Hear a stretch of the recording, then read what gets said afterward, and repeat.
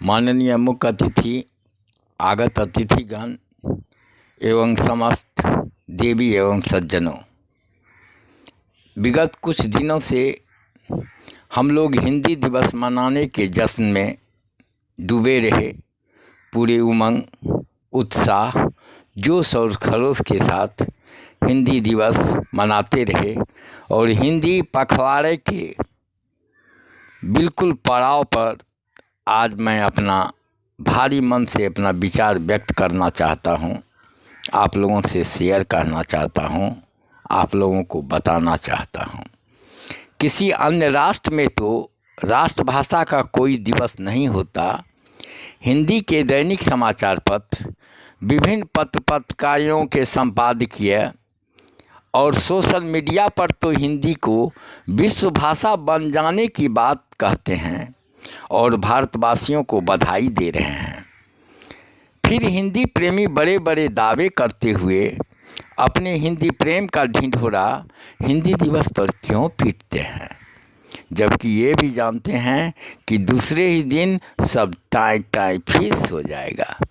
मेरी समझ में नहीं आता कि ये हिंदी प्रेमी पूरे वर्ष क्यों चुप बैठे रहते हैं और 14 सितंबर आने पर अचानक बरसाती ताराना गाने लगते हैं। आश्चर्य होता है कि वर्ष भर हिंदी में काम न करने का राष्ट्रीय हठ झेलकर हमारे हिंदी के विद्वान हिंदी दिवस पर किस मुंह से हिंदी के उज्जवल भविष्य का दावा करते हैं। यह सोचकर मन वितृष्णा से भर उठता है। अपने निजी स्वार्थों के लिए झूठे हिंदी प्रेम का ढोंग रचने वाले इन हिंदी प्रेमियों के भरोसे हिंदी राष्ट्रभाषा का सम्मान प्राप्त करेगी, ऐसा सोचना दिवास्वप्न देखने के बराबर ही तो है। जरा अग्रिम पंक्ति के हिंदी प्रेमियों को देखिए। ये हिंदी के बल पर प्रतिष्ठा पाने वाले लोग हैं जिनका मासिक वेतन 1 लाख रुपया से ज़्यादा है। ये देश विदेश में हिंदी के प्रचार प्रसार के लिए जाएंगे तो रुपये लेंगे, किसी सेमिनार या कार्यक्रम में जाएंगे तो रुपये लेंगे, हिंदी की विषय वस्तु पर विवेचना करेंगे तो रुपये लेंगे, हिंदी के आलेख पत्र पत्रिकाओं में छपेंगे तो रुपये लेंगे। बिना पैसे के लिए ये लोग हिंदी प्रेम की खातिर कुछ नहीं करते।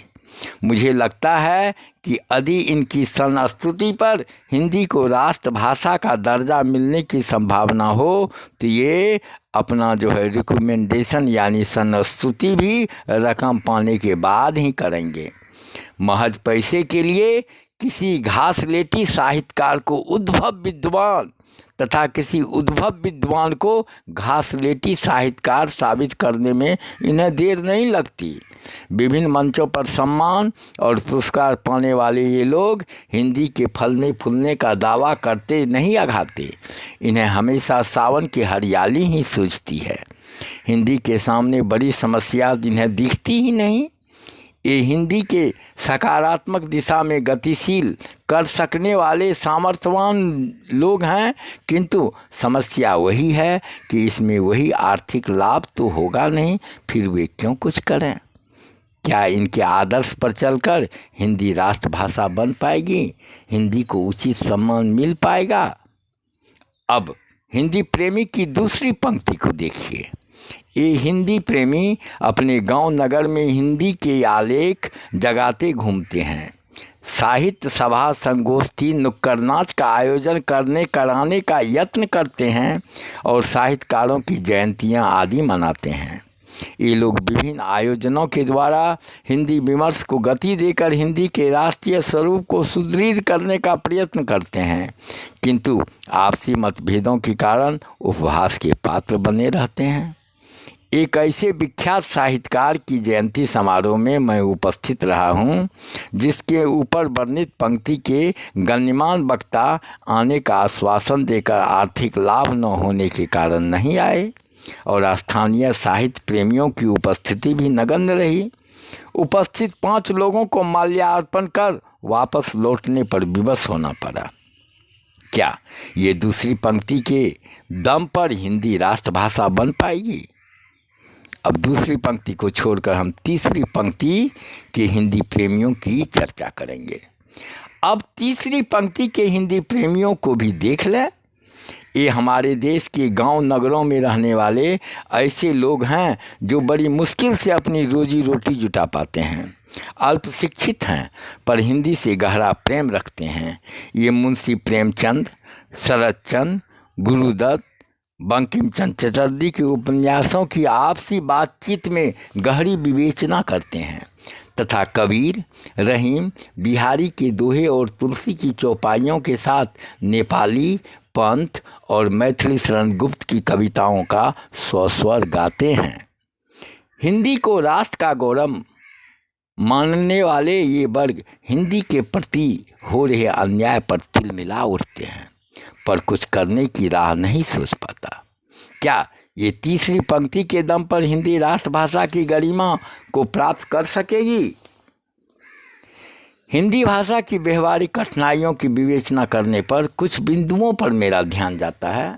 कृपया इस पर ध्यान दें, ध्यान से सुनें। आधुनिक हिंदी प्रेमी हिंदी की परंपरागत शब्द संपदा का प्रयोग छोड़ते जा रहे हैं और इन शब्दों के स्थान पर अन्य भाषा के शब्दों का प्रयोग कर रहे हैं। हालांकि तत्सम, तद्भव, देशज और विदेशज शब्द हिंदी में समाहित है, परंतु ऐसे शब्दों का उपयोग उस स्थान पर होना चाहिए जहां भावों की अभिव्यक्ति के लिए हिंदी की परंपरागत प्रचलित शब्द न हो। इस नवीन प्रयोग के कारण हिंदी का स्वरूप ही बदलता जा रहा है। पूर्वजों ने अपनी कठिन तपस्या से अपने परिवेश को ध्वनित करते जिन शब्दों को गढ़ा, वे शब्द हिंदी भाषा के प्रभाव से परे जा रहे हैं, बहुत दूर जा रहे हैं, विलुप्त होते जा रहे हैं। अब तो अच्छे खासे पढ़े लिखे लोग भी हिंदी की क्लिष्टता का रोना रोते हैं।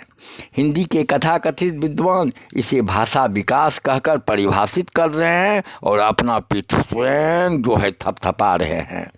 मुझे ऐसा लगता है कि हिंदी के परंपरागत शब्दों के मरते जाने से हिंदी भाषा भी मरती जा रही है। ऐसे घातक प्रयोग बंद होनी चाहिए। यदि ऐसी ही स्थिति रही तो मैथिली शरण गुप्त, पंत, निराला, बंकिम चंद्र आदि अनेक साहित्यकारों की कालजयी कृतियों को भाषा अगली पीढ़ी की समझ से परे हो जाएगी। अगर ऐसा ही रहा तो अनेक साहित्यकारों की कालजयी कृतियों की भाषा अगली पीढ़ी की समझ से दूर हो जाएगी, परे हो जाएगी, समझ से बाहर हो जाएगी। हिंदी के रचनाकारों ने कई देशी विदेशी भाषाओं को सम्मान देते हुए उनकी प्रसिद्ध पुस्तकों का अनुवाद हिंदी में किया, परंतु हिंदी में अभी भी अनुदित साहित्य कम है। हिंदी को संपूर्ण भारत की अभिव्यक्ति का माध्यम बनाने के लिए विशेष रूप से दक्षिण भारतीय साहित्य को हिंदी में सहेजने का प्रयास होना चाहिए। इससे हिंदी भी समृद्ध होगी और उत्तर दक्षिण का सौहार्द और भाईचारा भी बढ़ेगा। हिंदी प्रेमी लोग जब तक हिंदी को अपनी अभिव्यक्ति का माध्यम बनाकर लिखने और बोलने के अभ्यास को प्रोत्साहित नहीं करेंगे, तब तक हिंदी सबल नहीं हो सकेगी।